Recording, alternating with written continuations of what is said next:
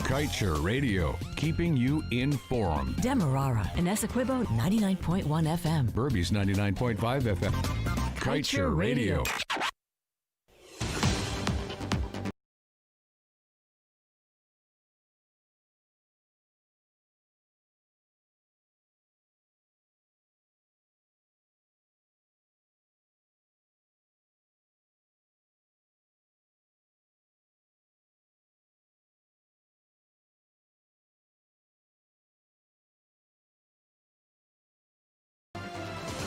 Good evening and welcome to this evening's newscast right here on Kaieteur Radio. I am Kevin Smith.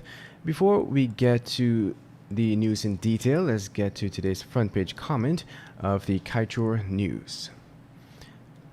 Imagine your stepfather sold out a large farm which your real father left for you.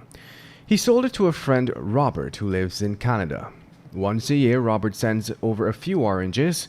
Your family is so happy to receive these few oranges every year that you want to hug and kiss Robert and tell him what a good man he is to send the family some oranges. You do not realize that it is your own oranges which he is sending to you. It is your farm from which he is picking thousands of other oranges and selling to make himself rich.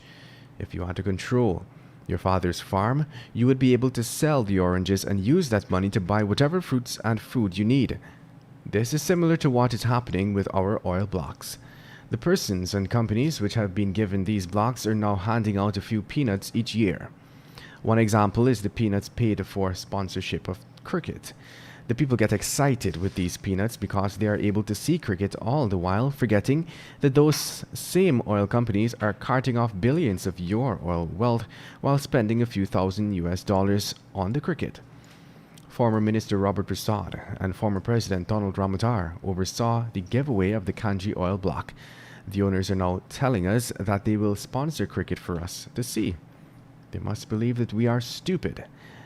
Give us back our oil blocks and we will pay for our own cricket. And now for the news in detail. On March 4th, 2015, former President and Minister of Petroleum Donald Ramotar signed away the Kanji block to Mid-Atlantic Oil and Gas, agreeing that if the owners of the block were ever to make donations or contributions to organizations in the country, they can request Guyana to repay every cent. In Annex C of the contract, which speaks of accounting procedure, it states that donations and contributions to organizations in Guyana are cost recoverable only with approval of the minister.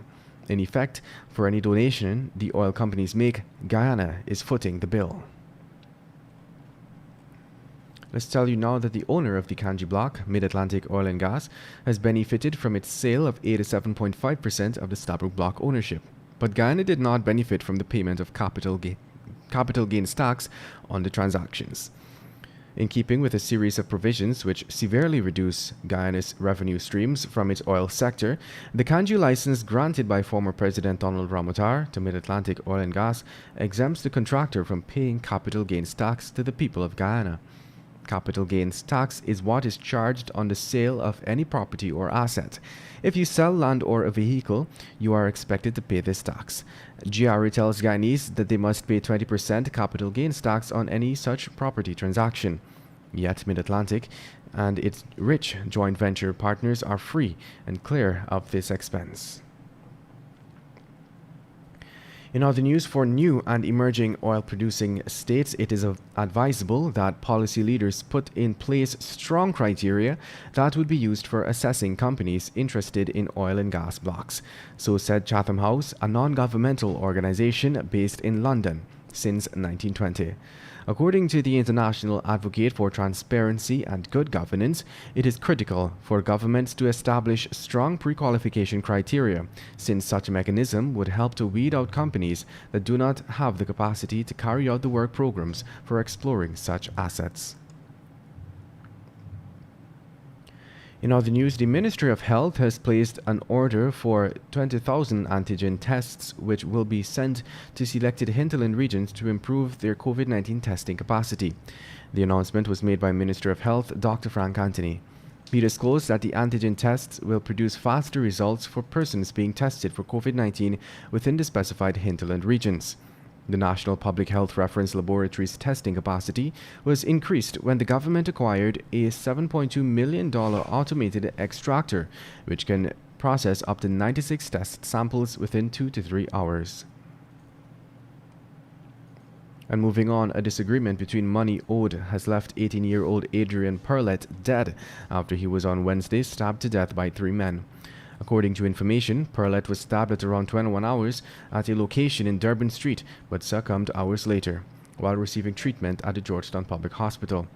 We were told that the suspects walked up to their victim and started a conversation. An argument erupted soon after, allegedly over some money Perlett owed them. Things then turned ugly after the men stabbed him to the chest and ran away. And moving on, the Ministry of Home Affairs Minister is moving to develop a rotation system for the bus drivers in the Stabroek area. The initiative falls under efforts by the ministry to ease traffic congestion within that area. The matter was discussed during a meeting on Wednesday, which saw attendances by minibus drivers, vendors, and others, as well as the Minister of Home Affairs, Robson Ben. The purpose of the meeting was to discuss a string of issues like road safety and congestion at the Stabroek market. In addition to implementing the turn system at bus parks, other measures like completing road maintenance work around the Stabroek area, demarcating road lanes, and reinstalling barriers at the Kitty Campbellville bus park were also discussed. And moving on, 2 of the 3 murder suspects that recently escaped from the Lusignan prison, East Coast Demerara, were yesterday recaptured and placed back in police custody, where they are assisting with investigation into the circumstances surrounding their escape and being processed for court. According to a release from the prison services, swift and tactical action by members of the joint services acting on information received resulted in 20-year-old Alex Matthias and 19-year-old Arnold Bruce Kennedy being recaptured at Zeelat Public Road. However, the 3rd murder suspect, 25-year-old Mark Rufino, a laborer of Perico Facade, East Bank Essequibo, is still at large. Anyone with information on Rufino's whereabouts is asked to contact the nearest police station or 225-6411. All information will be treated with the strictest confidentiality, according to police. And that brings us to the end of this evening's newscast. I am Kevin Smith. Thank you for listening. Coming up next is the National Outlook with GHK Lal. Want value for your advertising dollar? Then place your ads on Kaieteur Radio's newscasts. Streamed live on 6 different mediums, reaching hundreds of thousands. Advertise today and watch your dollar grow. Call us on 225-8465 or 226-8210 today.